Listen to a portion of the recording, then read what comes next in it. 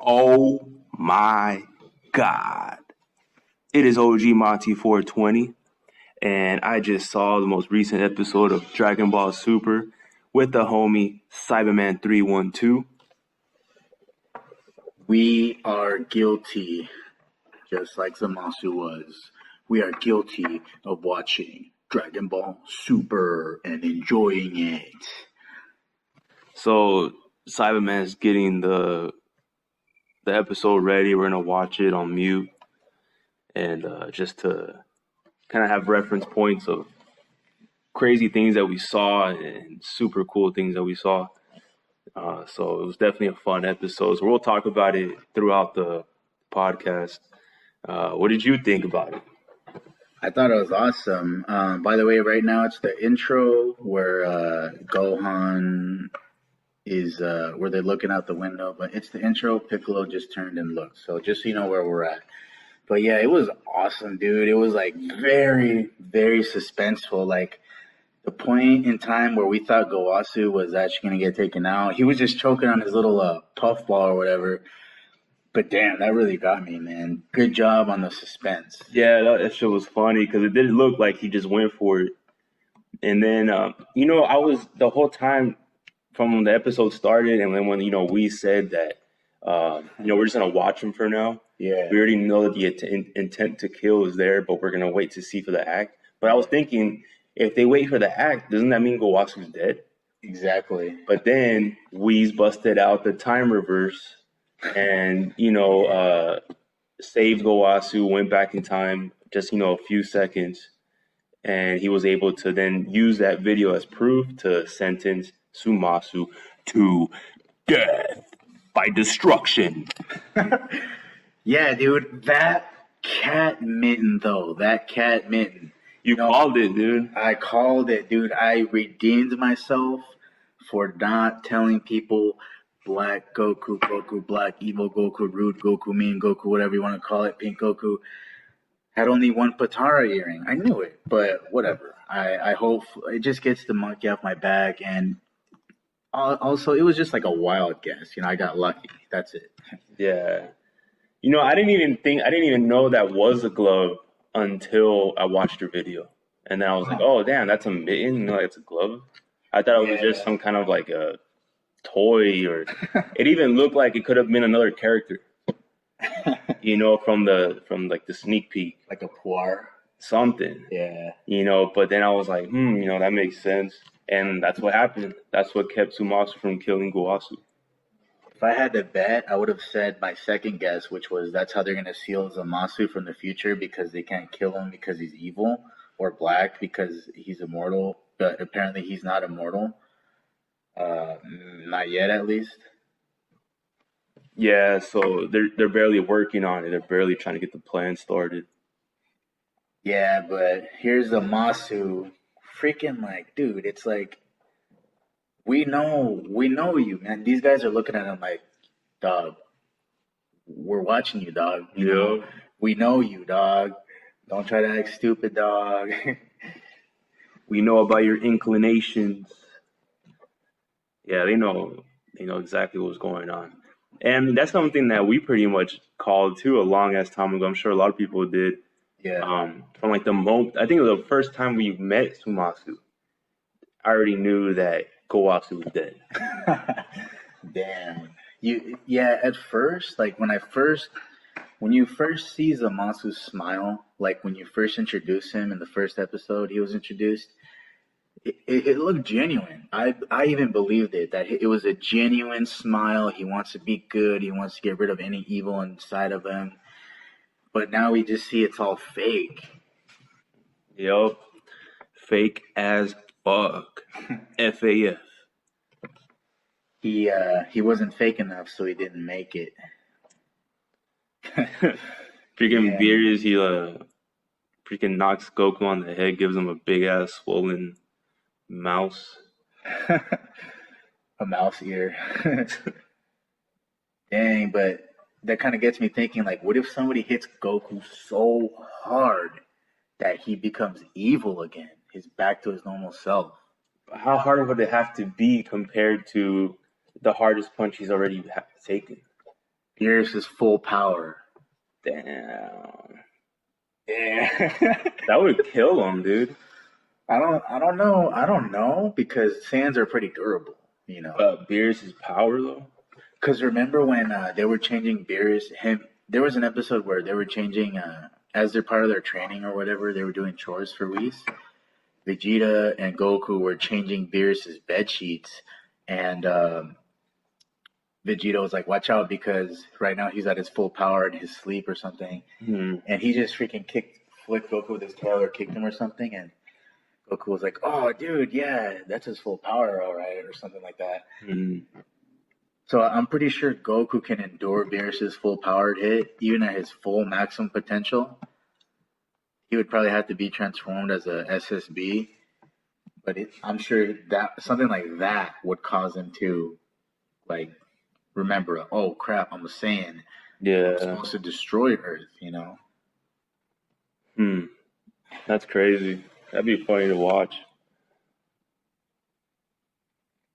Yeah.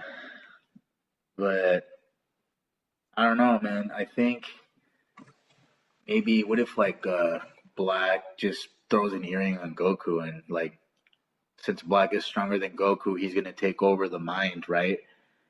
And that's the real evil Goku, you know? Because right now Black is not really an evil Goku. He's just like for now he's like a copy. Because won't you agree that the real evil Goku would be someone that like turns on everybody? Yeah. You know? Yeah, it's just like a Goku clone. Yeah, like he doesn't, you know, I don't know. You all know what I mean.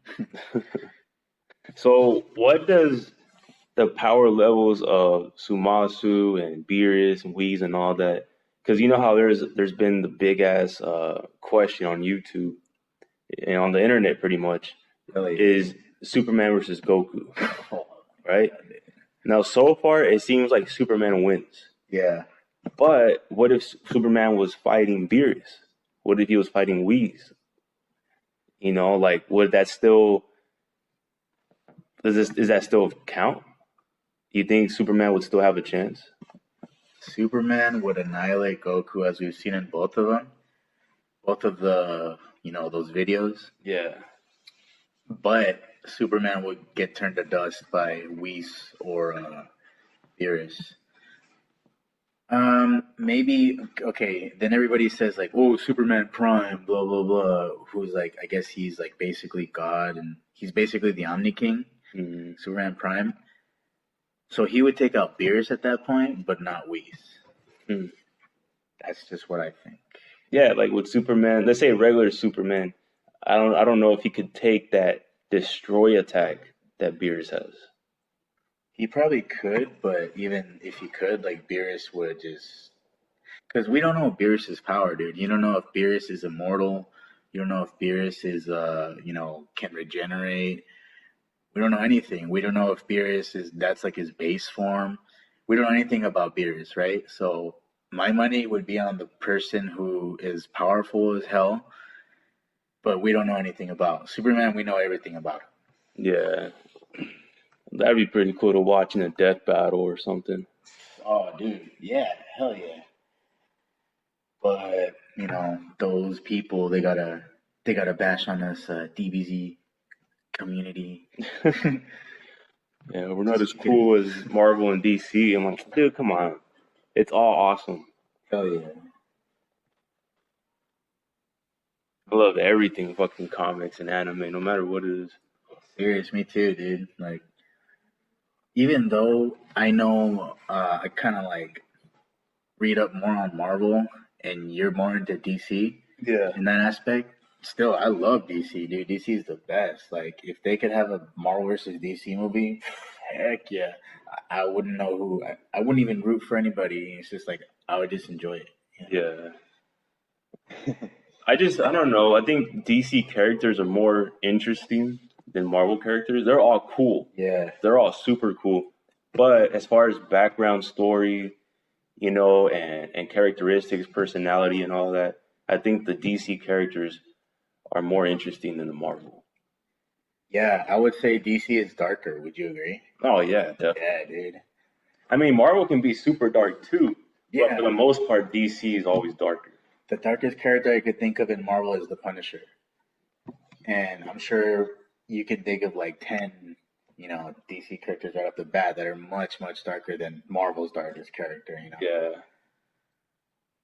But exactly. Well, I mean, DC has a main character that's dark. Batman? Yeah, Yeah. you know, Iron Man, he's not dark. Nah. I mean, there's comics where they take it pretty far, Yeah. but that's not what Iron Man's known for. He's known for the colorful red, out in the open playboy that's, fucking hoes left and right and spending money and going crazy. Which, I mean, Bruce Wayne does. Alcoholic.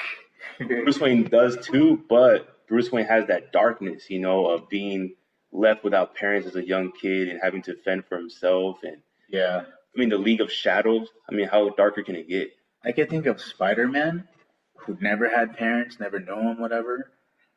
But Batman, it's the things that Batman does and the people he's lost more people, than Spider-Man. So because he's a darker character right off the bat, in my opinion. Yeah, man, dude. Some Agents of Shield started up again. Nice. Guess who's one of the main characters? I don't know. Ghost Rider, dude. Oh yeah, I heard about Ghost Rider. Oh my god, and they made him look pretty sick. That's good. I mean, the base form, he doesn't really look. The guy? Yeah, like the guy, he's cool, but he doesn't really look that tough. But it doesn't matter because once he turns into Ghost Rider, that's where it gets badass. I mean, who looks tougher, Nick Cage or this guy? none of them. Well, Nick Cage, yeah, I guess Nick Cage can't. I mean, Nick Cage was more believable as a guy who has problems. Yeah. But I don't even know the character Ghost Rider though. but this new guy, it just seems like they're kind of like forcing it too much. Like there was a scene in the episode where, they're trying one of the characters, her name is, they call her Quake now. Oh, okay. And she's investigating this Ghost Rider character because it seems like he's pure evil. Huh. So okay. she wanted to, pretty much bring him in, arrest him. But then while she was like following them, investigating them, there's a scene where, he picks up his little brother that just so happens to be a paraplegic. So he has to carry him and put him in the wheelchair. And, he has a soft spot now. Okay, it's cool, but it just seems too forced, it just seems too forced. Like, okay, now we're supposed to accept him because he has a paraplegic brother. It's funny, dude. That kind of reminds me of Deadpool, dude. My favorite Marvel character. I was just reading Deadpool versus Sabretooth, right? So Deadpool wants to kill Sabretooth because he thinks that Sabretooth killed his parent or whatever, and then but it was somebody mind controlling Deadpool and made Deadpool do it.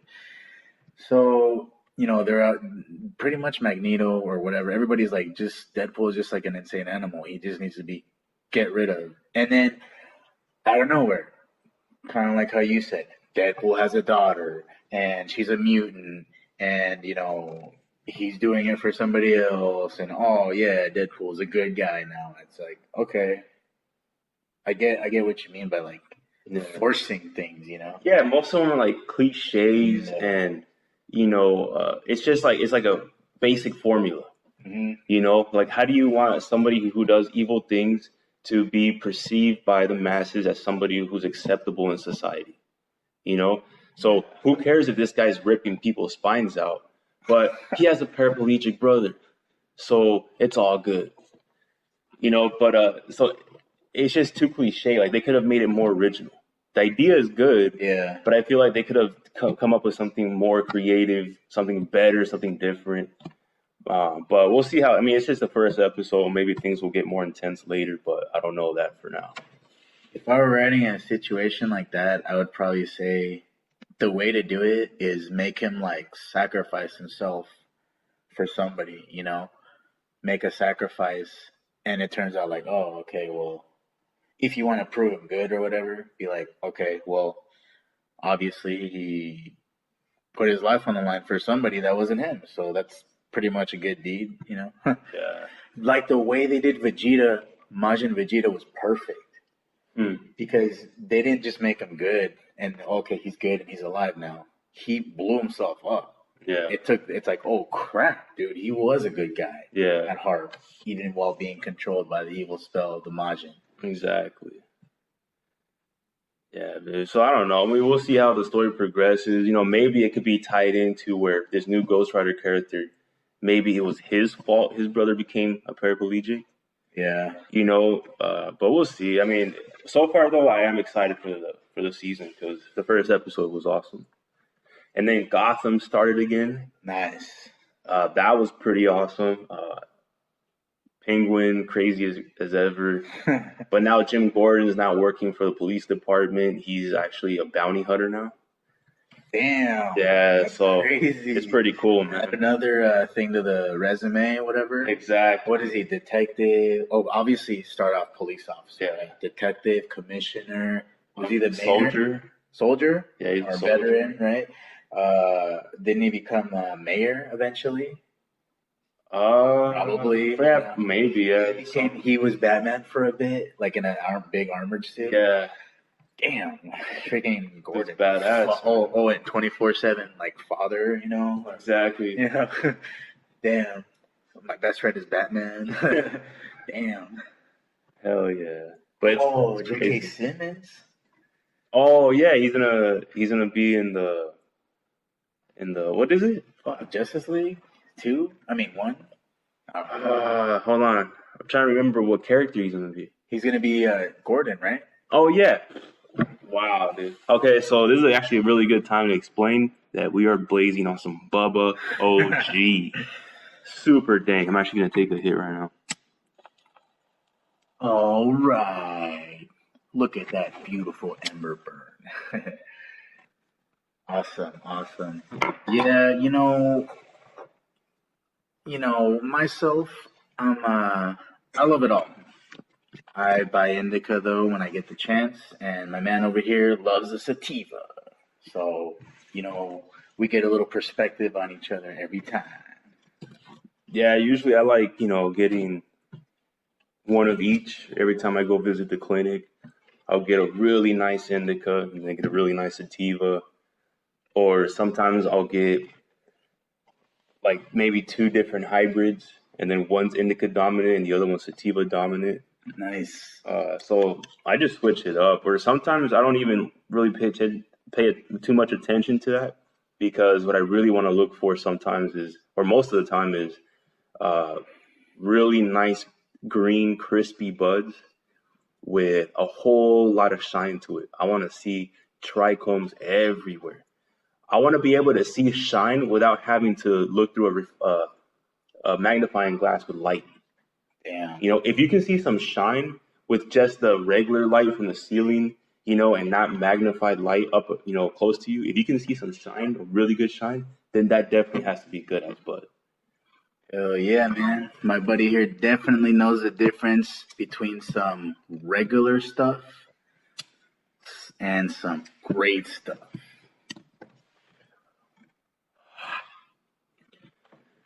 This Bubba OG is very dank. But you know what was really super dank? The way Beerus deleted Zamasu. Oh my god, my nipples were so hard, dude. Like when I saw that, he just grabbed his hand. First, he appeared instantly, quicker than the blink of an eye. He appeared instantly, grabbed his hand, twisted it like, some fucking Krav Maga move. Hell yeah. Just fucking submitted him just by, twisting his wrist. And then he just looked at him, put his palm up to him, and just said, destroy. And he disintegrated into like pixie dust. And then just disappeared. And right now, we're looking at it right now.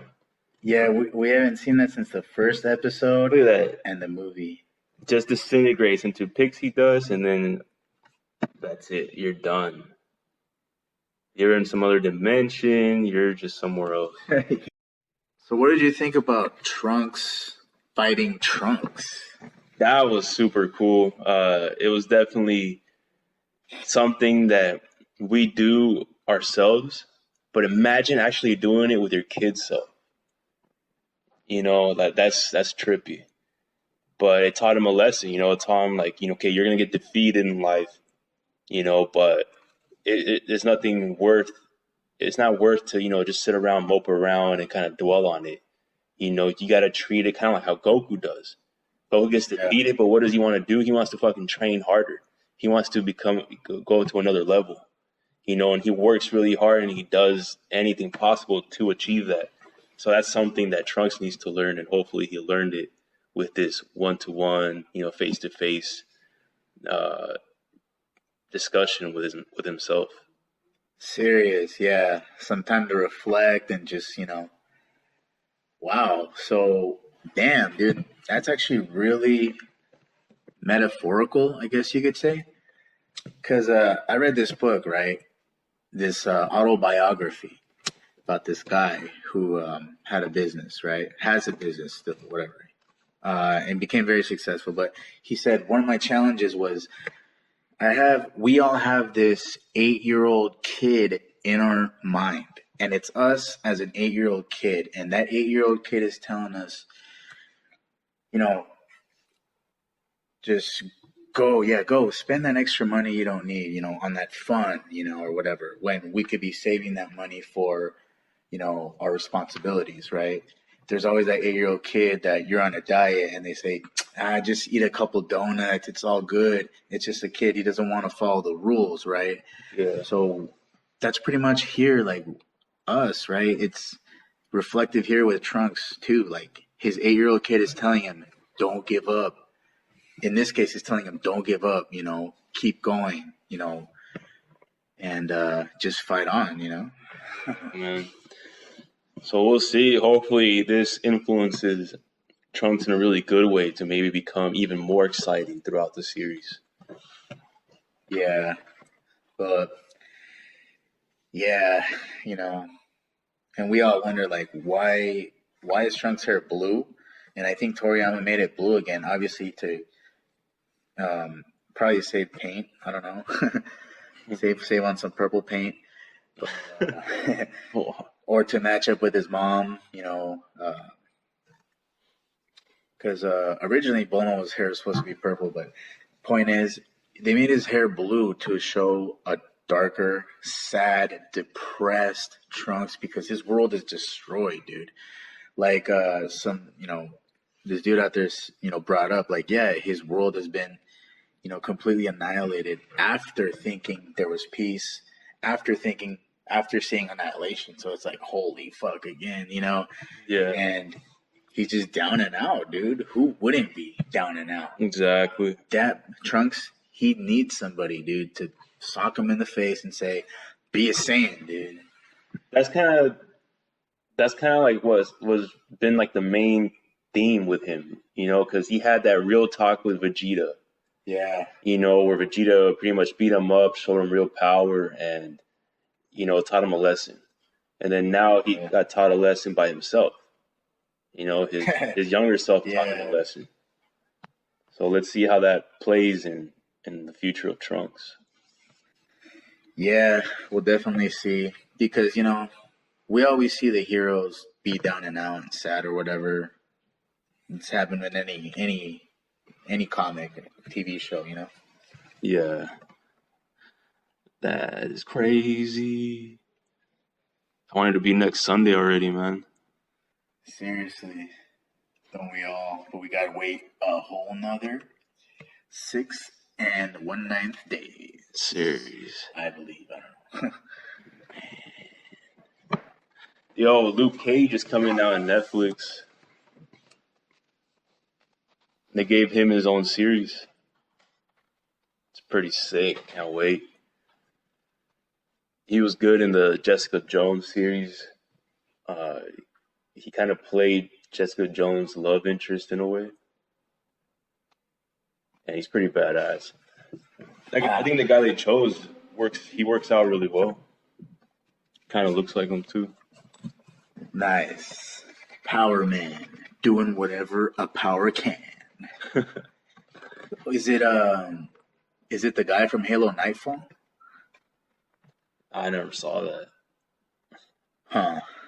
Well, the main guy in Halo Nightfall, who is also the main guy in the guy they tried to make another main guy in Halo 5, Uh-huh. you know, that actor that played the one in the show. Well, let's find out. But yeah, he was a good actor. He looks like he would definitely be a Luke Cage. But let's look at the old Google and find out. Let's see. Who is Luke Cage? Yeah, it's this guy, Mike Coulter. Sounds familiar. Let's look at his IMDb page and see what else he's been in. You say he's from where? Halo Nightfall, like the Halo. Yep, he is. 2014 Halo Nightfall. Yeah, that guy's a perfect Luke Cage. Like, not The Rock, dude. Like compared to him, The Rock. He is definitely Black Adam, dude. Yeah, He'll be sick as a Black. Have you seen the art of him as Black Adam? I think so. Yeah, dude, he looks sick as Black Adam. Yeah, Totally buy that. who would be Shazam? Shazam. You know who actually didn't look that bad as Shazam? Just from look, but as far as acting and the way he sounds and all that, never. But just his look, they had John Cena dressed up as Shazam, and it actually looked pretty cool. And John Cena. Just from the look, but as far as his character and his acting skills and all that, John Cena, if you're listening to this, overall, I think you're. You know why? Because, you got to address your fans. Who doesn't matter how tired, how pissed off you are. You should address your fans. I was at the airport with family, and it's John Cena. And I knew it because, obviously, I watch wrestling. And the guy that checked his ID looked at the ID and looked at him like, whoa, you're John Cena, right? But he was trying to be low-key, though, right? I'm sure John Cena was too, but not even a nod. You know what I mean? You looked over here, you could nod, say peace or something, but it's not like the whole paparazzi's going to come out, at the airport. yeah, I don't know. That happens all the time, man. Those people are so busy. They got like a quadrillion things on their mind. And sometimes fans are important when they feel they needs to be important, and sometimes other things are important. So, it's cool to think that the people you in some way admire on television, when you see them in person, for them to be exactly the person that you see in television. But in most cases, it's not. In most cases, they're only for the public when they're promoting stuff or when they want to be nice for certain things. And other times they're just secluded. You don't even fucking see them. They don't even care about shit. Yeah. But it's not like for example, The Rock, he's a good example. I can't speak from personal experience, because I only follow his Instagram or I follow other news sites, where he pops up. But it seems like this guy is always willing to interact with fans and show some love.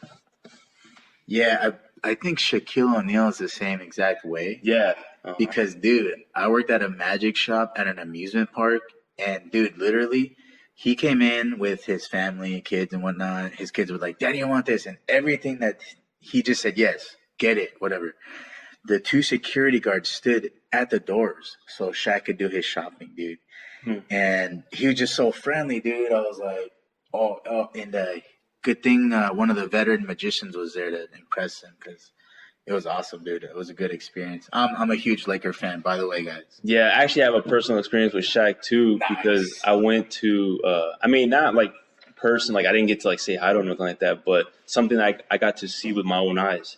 Yeah. Was when I went to a Lakers game when I was in high school, and we got some pretty good seats. We were probably, I would say, like 10 rows. Like I would say like 10 rows to 15 rows from the actual bottom where the court is, where the basketball court is, where the post is. So, and I was kind of closer to that hallway where the players go to their locker rooms. Yeah. So I was kind of in that little corner area right there. So you could have thrown beer at Kobe Bryant, right? So I was noticing, so I wanted to get pictures with Shaq, I wanted to get pictures with Kobe and all that, but it was so crowded because after the game is over, everybody in all the rows just crowds that corner area. Yeah. Where they walk through to go to the locker rooms or, kind of closer to the post. And so I couldn't really get there, but I got to see Shaq. He was probably like maybe 25, 30 feet away from me, and he was doing his obligatory, press, interviews and all that post game. Yeah. But then after that, well, what I thought was super cool is, he could have just went to the locker room like all the other players did. Right. Even Kobe did. He just went straight to the locker room afterwards. But Shaq, after he was done with the press, he went to that corner and he was there chilling with the people for, I'd say, a good like 20 minutes because I didn't even want to leave until, he left because I'm like, damn, I'm actually seeing Shaq and he's like 20, 30 feet away, like that's as far as I got. But for me, that was cool. That was cool enough because I'm like, damn, I got to see Steel. I got to see freaking Shaq. I got to see Shazam, like right there live in person. So that was pretty cool for me, especially as a young teenager. Yeah. So that's a personal experience I have, and I always thought that was cool of him. Hell yeah, dude. But I mean, I was in the same room as him, and I still felt like I was just a fly, dude, because I just stood there in the corner, like, I'm not even going to say anything, not even going to do anything, because, like, everybody else was just, like, you know what I mean? Yeah. It was all about Shaq, and then the magician, like, he was there to impress, he had to impress him, and then it's like, I don't know. It was hard to explain. My dad actually has a lot of good experiences with athletes and some other celebrities. That's good. Because he used to work for a restaurant where a lot of these athletes like to go visit sometimes. And it's all along, like the coast, SoCal. It's nationwide. It's a nationwide restaurant, but he was a really good restaurant manager. So they would send him to different restaurants all over SoCal just to kind of bring their numbers up, bring their production up, the performance and everything. And sometimes he would go to these restaurants where it's in really rich areas where homes are like $10 million and shit like that. So he was there and he said that sometimes Kobe and his family would come visit and eat there. And he said that Kobe was always super nice. He did tell me, though, that his wife did have like, I don't give a fuck about you attitude. That it was Kobe, the one always saying hi.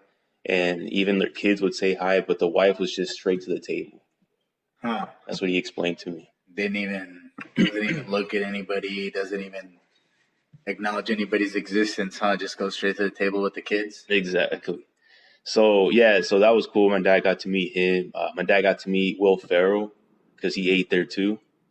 Nice. And he said Will Ferrell was super cool too. Funny guy, dude. So funny, man. Yeah, super funny. And he got to meet he got to meet another athlete, Karl Malone, who was a Laker for a while. Oh, yeah. Utah Jazz veteran. He said that he was cool too, that he was there with his daughter. Huh. Yeah. Who else did he tell me he met? He met the sports broadcaster, Bob Costas. He went to go eat there. Yeah. Yeah. Bob Costas. That he was cool too, but he told me that he kind of seemed to be kind of reserved, like where he would say hi and all that, but he just liked to kind of sit by himself and eat breakfast. Huh. Yeah. Little mental preparation.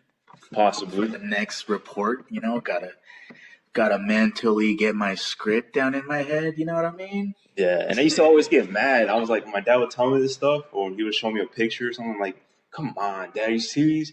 You couldn't have called me. I would have told my mom to fucking throw me in the van and let's go. Meet him. Remember, I was like, dude, your van is the size of Venusaur. Remember that? Yeah. Man. Or we were like trading cards or whatever back in the day, and we were looking at the stats, and then I guess you asked me like, so you think my van is as big as Venusaur? I'm just remembering the van, dude. Yeah, the white van, right? Yeah. Yo. I was like, yeah, I think he would. That was a family van, dude. Yeah, dude. Oh, it was funny at the amusement park. My coworker slash friend was mad too because he wanted to see Kobe Bryant, and this girl that he really, a lot of people, really hated. She got the chance to see Kobe and talk to him and stuff. That's crazy, dude. Yeah, she got to see it, but me, I was like, whatever, Kobe Bryant. He's Kobe Bryant. Yeah, I would have loved to have met Kobe Bryant, but never got to meet him. Yeah, he had a really awesome last game, a legendary ending to a legendary career. And in my eyes, only because of it's what I've seen, right? It's Jordan and then Kobe. I'm sure people would, try to argue that it's, like Kareem, which they're, I'm sure they're right. Kareem and Magic and Bird, right? But in my eyes, Jordan and then Kobe. Yeah, I agree that, I don't know, I think Michael Jordan and Kobe are probably a tie, or close to a tie. Maybe Michael Jordan overall is like a little bit above him because he does have, extra ring. Yeah. But they both accomplished and changed basketball forever. The NBA, I don't think the NBA would be what it is today if it wasn't for those two. Of course. Yeah. And, obviously, Wilt Chamberlain had style. Obviously, it was Dr. J back in the days. Obviously, they had style too. But they were the only ones in the NBA doing that kind of stuff. Yeah. Nobody else in the NBA was doing 360 layups and crazy-ass dunks and flying through the air left and right. Back in the days, it was just Dr. J and maybe a couple others. It wasn't like how it was. It started getting in like the 80s, 90s, and especially the early 2000s. But definitely the 90s, late 90s. That's when like almost it was standard already. Throughout the whole NBA, it was standard that you got to be able to dunk left and right. You got to be able to do this crazy shit. And the majority just became super awesome in the 90s. Yeah, I guess they were the first ones to stand out and, do something out of the ordinary, which was awesome, which turned out to be awesome, stylish, and it just became a trend. Yeah, because Michael Jordan, he went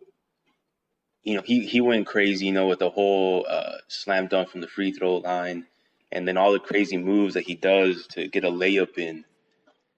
All that raised the bar, raised the standard. And then after he left, what Kobe did was take that bar and then keep increasing it. Yeah. And he kept increasing it. And then after that, that's when everybody had to do crazy stuff. Yeah. I remember like in 2000, like the All-Star game. How many crazy shit that you see in the dunk contest, in the overall game, the East versus West game. They were doing fucking bank shots, like bank alley-oops, 360s, under the legs, fucking crazy ass shit. It was spectacular. It was like watching a real life version of NBA Jam. Oh, dude, we gotta play this arcade game with the basketball game. I'm sure it's just that one with the 3 buttons and it's 2-on-2. NBA Jam. I don't know if it's that one or it's the one where like you get the ball and it literally goes on fire. Yeah, it's NBA Jam, dude. Oh, okay. Yeah, dude. One. We gotta play that. Man, I used to have that game when I had an iPhone. I don't know if Android has it. I need to check because I have Android now. But when I had iPhone, when I had the iPhone 4, I had that game, and that shit was so much fun, dude. Damn. Yeah, just as fun as playing in the arcade. It was super fun. When I had an iTouch, I wish I had an iPhone, but when I had an iTouch, I had the Spider-Man game. Remember that one? Oh yeah, Yeah. yeah, that was a cool one. And Street Fighter 4. Yeah, that's the only thing I miss about Apple. They have Marvel vs. Capcom 2, Serious. which was super fun. They had Street Fighter 4, which was awesome. I had a lot of fun with that. You know, they definitely have some games that Android just doesn't have. And I've tried getting, you know, those ROM games, you know, where you can like download Super Nintendo versions of Street Fighter to your phone.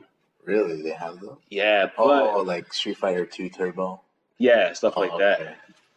that. Yeah, you can get like the early Street Fighters by downloading it to your Android phone. But the problem that I found is the game downloads fine, but the controllers suck. You know, they're not smooth at all. Damn. So it's not even worth playing because it's just not gonna be fun at all. Oh, I just man, deleted it. know, I was dude. like, fuck this shit.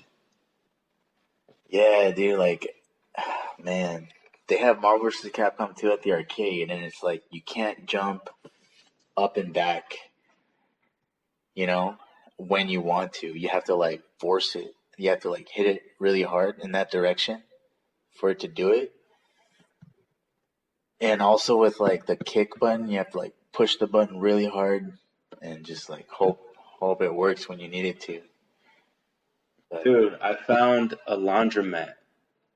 It's a little far from here. It's going east over here. Maybe about minute wise, it'd probably be like 20 minutes okay. around there. The highway or the streets? You can take the highway or the streets. But which one will be 20 minutes without traffic? Without traffic, damn, I'd probably say it's about the same. Okay. If that even makes sense. No, yeah, I get you. Yeah, it wouldn't take no more than like 20, 25 minutes. I can't imagine that. But whatever. I noticed they have a Marvel vs. Capcom 2 machine. Oh, jeez.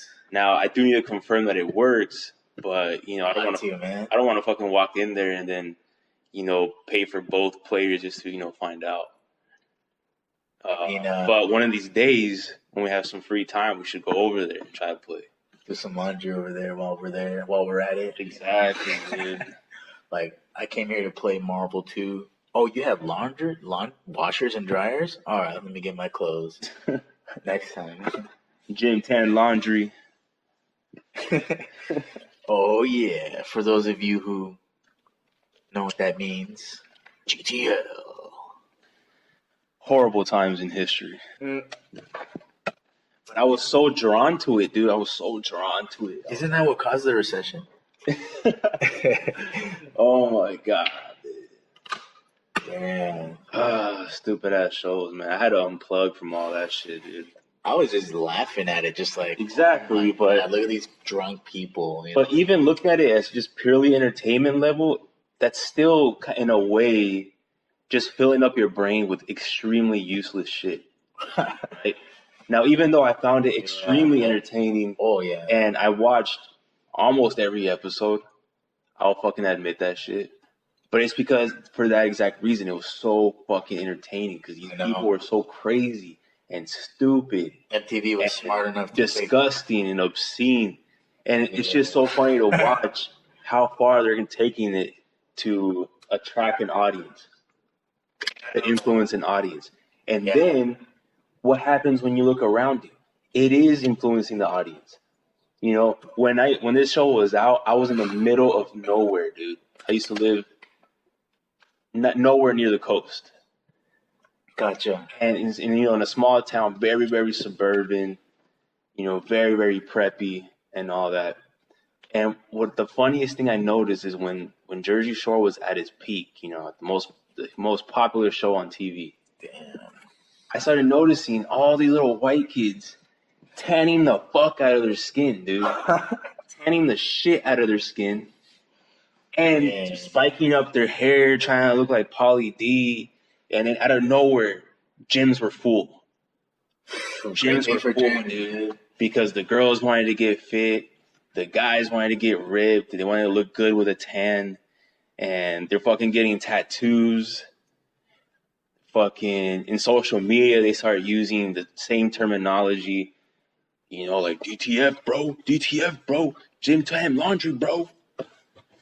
And it's just crazy to see, dude. And I don't know, I was just so entrapped to it, dude. It was kind of hypnotic in a way.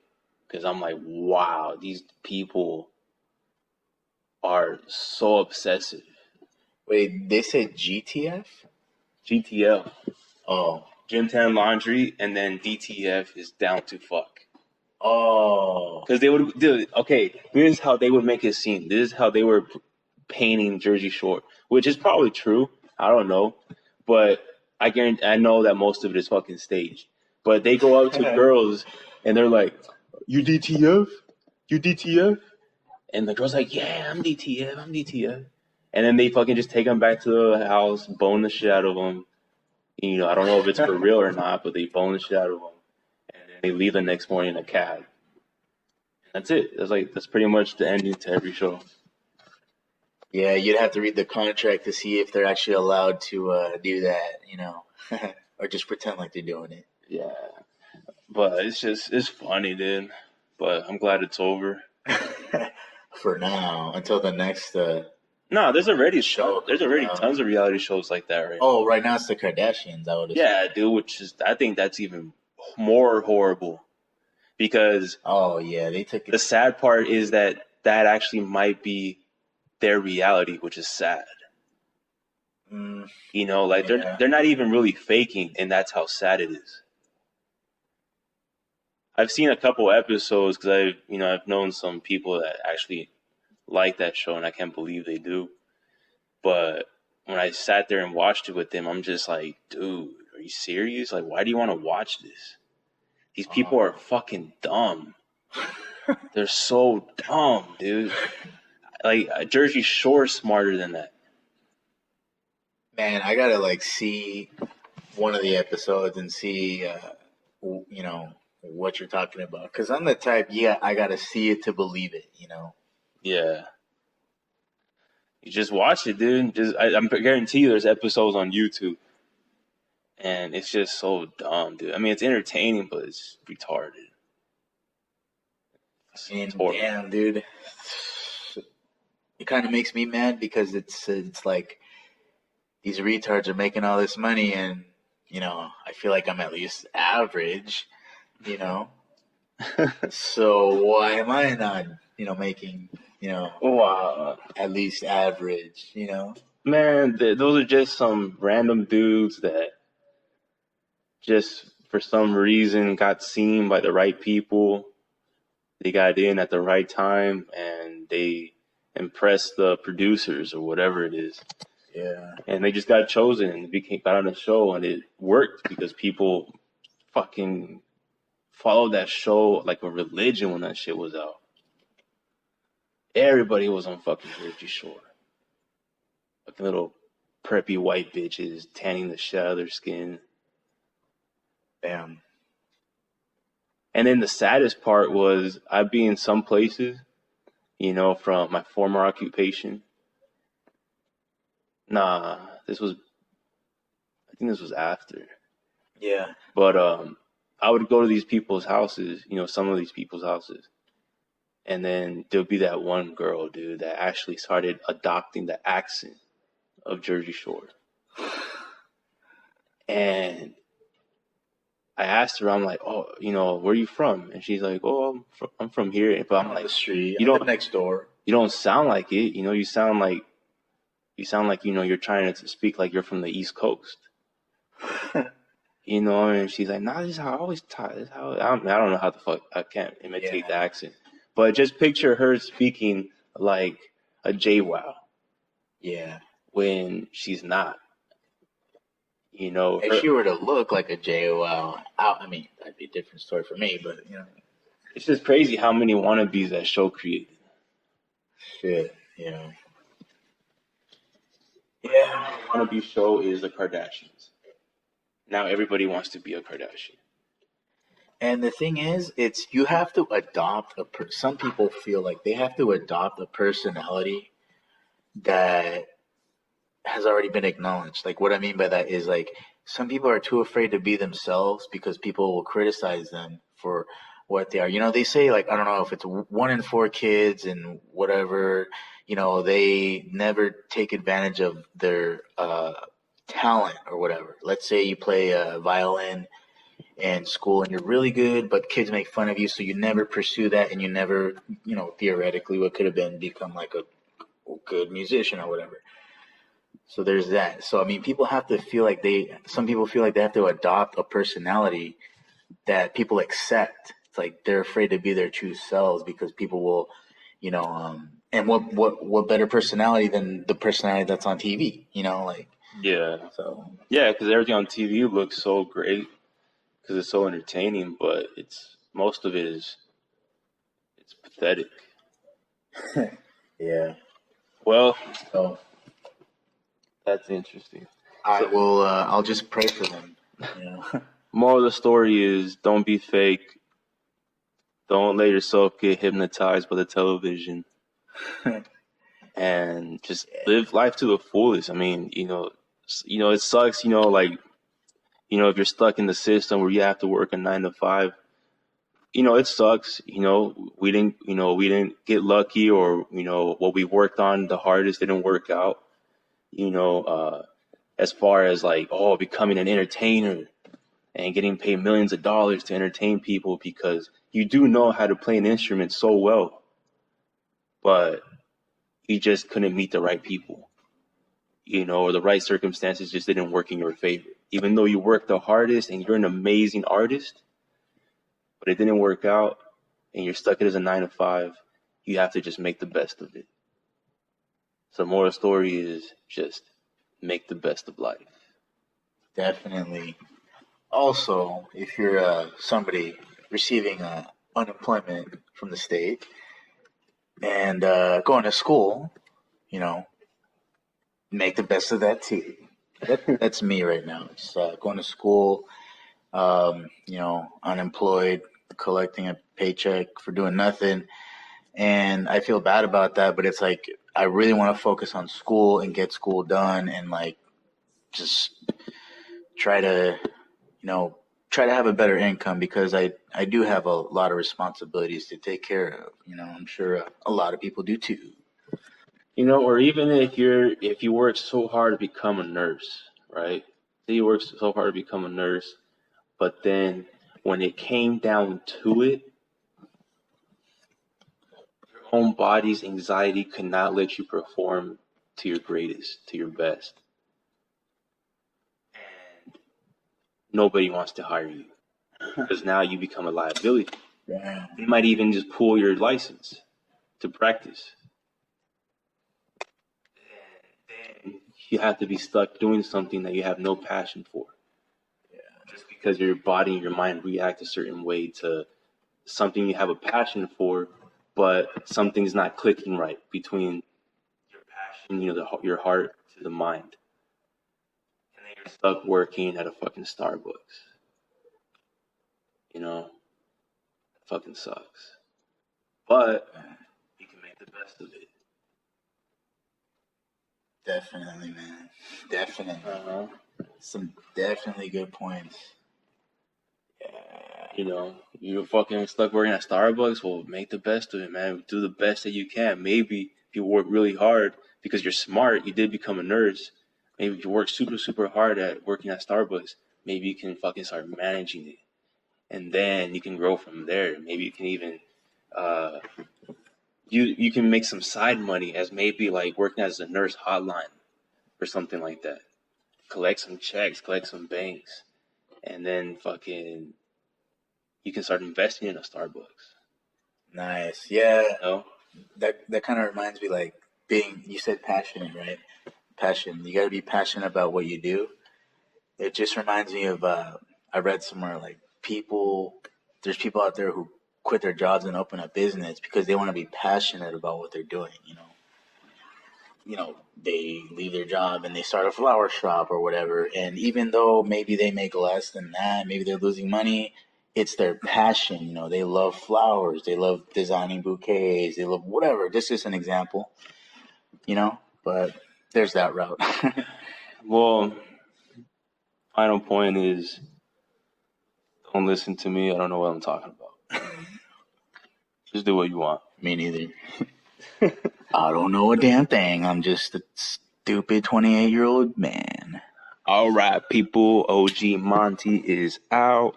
We will see you next week after the next episode of Dragon Ball Super Sneaky Cyberman out. Get High, bitches.